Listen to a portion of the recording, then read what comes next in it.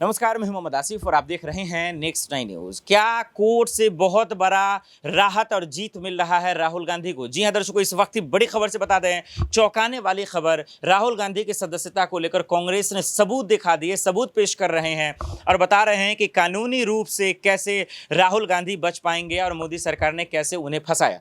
चलिए इन सवालों का जवाब दें। बेहतर होगा कि हम आपको जवाब सुना ही देते हैं कि कांग्रेस की तरफ से कैसे कहा जा रहा है कि लीगली रूप से राहुल गांधी बचेंगे और राहुल गांधी को कैसे फंसाया गया, कैसे इनके लिए काम किया उनका आईटी सेल ने, वो उसको बताते नजर आ रहे हैं। तो चलिए पहले आपको दिखाते हैं कि राहुल गांधी कैसे उनकी सदस्यता वापस होगी, कानूनी रूप से कैसे गलत है उनकी सदस्यता वापस करवाना, वो जरा गौर से ध्यान दीजिए क्या कुछ कह रहा है। मैं आपके समक्ष विनम्रता से कहना चाहता हूं कि कांग्रेस पार्टी की, राहुल गांधी की नीति हमेशा बड़ी स्पष्ट रही है। खुले रूप से आप जितना भी कोशिश कर लो, डराने की, धमकाने की, आवाज़ को रोकने की, झूठे केसेस फाइल करने की, उससे आवाज़ दबने वाली नहीं है। सामाजिक, आर्थिक, राजनीतिक जो जलते हुए मुद्दे हैं इस देश के, उनके विषय में श्री राहुल गांधी बोलते रहेंगे, आवाज़ उठाते रहेंगे। मैं जानता हूं कि ये निर्णय आया है एक 2009 की बेरोज़गारी, कीमतों की बढ़ोतरी के दौरान कहे हुए कुछ शब्दों की स्पीच दौरान। आज 2019 कोलार में, 2019 कोलार में। अब इस निर्णय के बारे में मैं आपको 3-4 चीज़ें बताना चाहता हूँ। मैं कहने से पहले ये आपको बता दूं कि ये करीब 170 पन्ने का है, गुजराती में है। मैं गलती नहीं करना चाहता स्पष्टता और एक्यूरेसी के विषय में। पूरी तरह से हमारे पास अभी अनुवाद भी नहीं है, लेकिन मोटा मोटा बता रहा हूँ मैं आपको, और अगर उसमें कुछ संशोधन होगा तो आपको कल परसों और बात करेंगे। नंबर 1, मानहानि के विषय में एक सिद्धांत कानून का मूल सिद्धांत है, और वो ये है कि आपको किसी स्पष्ट व्यक्ति या स्पष्ट चीज के विषय में मानहानि करनी चाहिए, आरोपित रूप से कम से कम। आप मानहानि एक मोटे मोटे बड़े बड़े मुद्दे के विषय में नहीं कर सकते। एक ऐसे विषय के बारे में जिसमें स्पष्टता नहीं है, एक व्यक्ति विशेष के विरुद्ध आक्षेप नहीं है, और अगर वो आरोप वेग हैं, ज़्यादा ब्रॉड हैं, बहुत बड़े एक हिस्से को, जनसंख्या को लेते हैं अपने आरोपों में, तो उसको मानहानि नहीं कह सकते। नंबर 2, उससे भी ज़्यादा महत्वपूर्ण, जिस वाक्य के विषय में चुनौती दी गई है कानून द्वारा, उस वाक्य में के विषय में किसी भी उन व्यक्तियों ने कोई भी कंप्लेंट फाइल नहीं की है जिनके संबंध में वो वाक्य कहा गया है। जो भी नाम लिए गए हैं, जो भी चीज़ें कही गई हैं, उनमें से कोई व्यक्ति ने कोई कंप्लेंट फाइल नहीं की।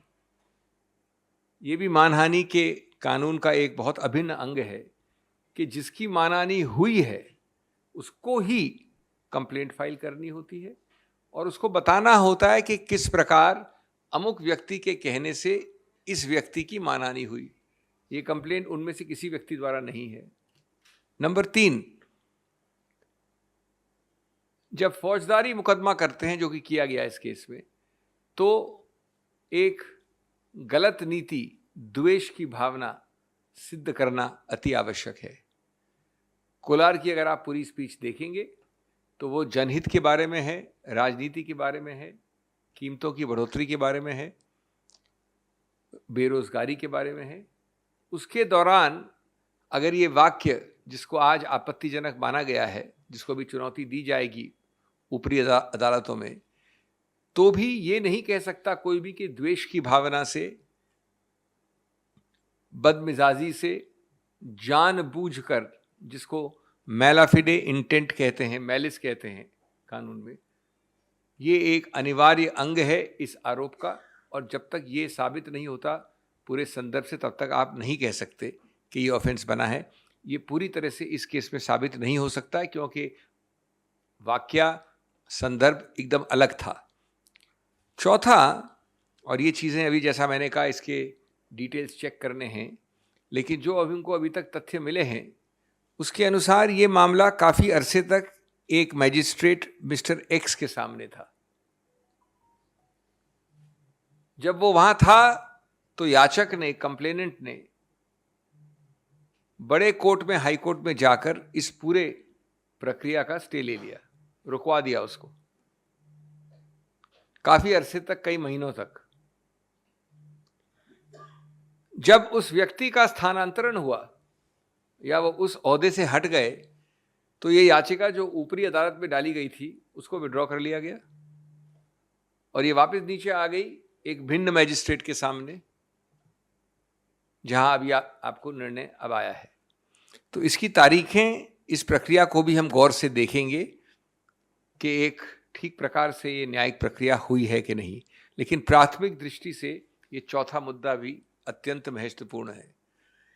पांचवा, एक प्रावधान है कानून में, उसको 202 कहते हैं। 202 विशेष रूप से बनाया गया उनके लिए कि अगर वारदात हुई कोलार में और आपने जाके त्रिवेंद्रम में कंप्लेंट फाइल कर दी, वारदात हुई कोलार में और आपने जाके श्रीनगर में कंप्लेंट फाइल कर दी,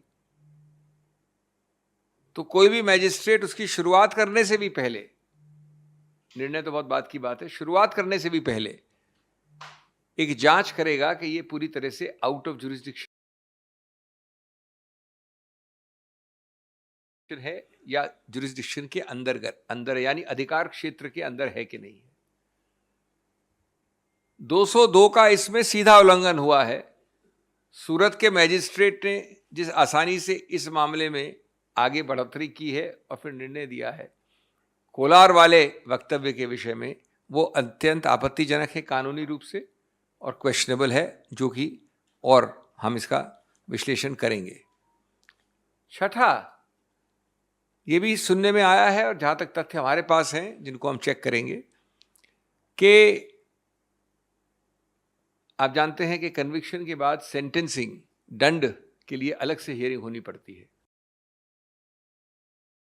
वो अलग से हियरिंग जरूर हुई, लेकिन 15-20 मिनट की हियरिंग के बाद जो सबसे ज्यादा सेंटेंस हो सकता है वो दिया गया 2 वर्ष का।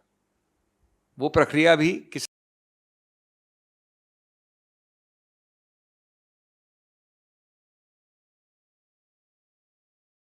हद तक सही है, गलत है, उसको भी देखा जाएगा। इस सब का मूल निचोड़ क्या है? मूल निचोड़ ये है कि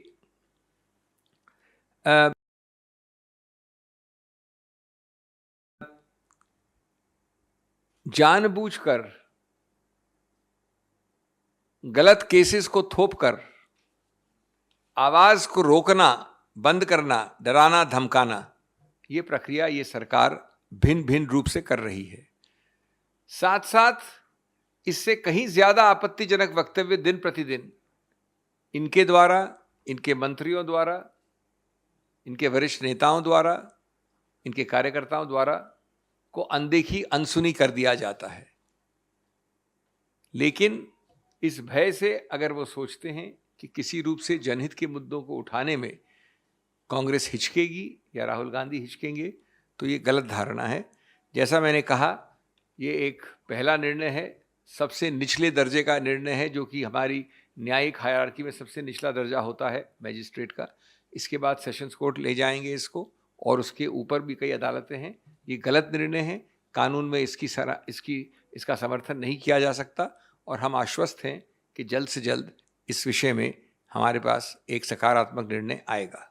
देखा आपने, साफ शब्दों में कह रहे हैं कि राहुल गांधी को जानबूझकर उन्हें जो है 2 साल की सजा सुनाई गई, उनकी सदस्यता रद्द करवाई गई, बंगले खाली करवाए गए, और आज न कल उनकी जीत होगी। दर्शकों, आपकी इस पर क्या राय है कि राहुल गांधी की जो सदस्यता रद्द हुई वो सही या गलत? कमेंट कर बताइएगा। साथ ही ये बताइएगा कि क्या वाकई में मोदी सरकार डर के मारे जो है उनको 2 साल की सजा सुनाई है, उनकी सदस्यता रद्द करवाई है, बंगले खाली करवा दिए? ये भी हमें कमेंट कर बताइएगा। और साथ ही बताइएगा 2024 में क्या वाकई में मोदी जी के लिए मुसीबत राहुल गांधी बन जाएंगे?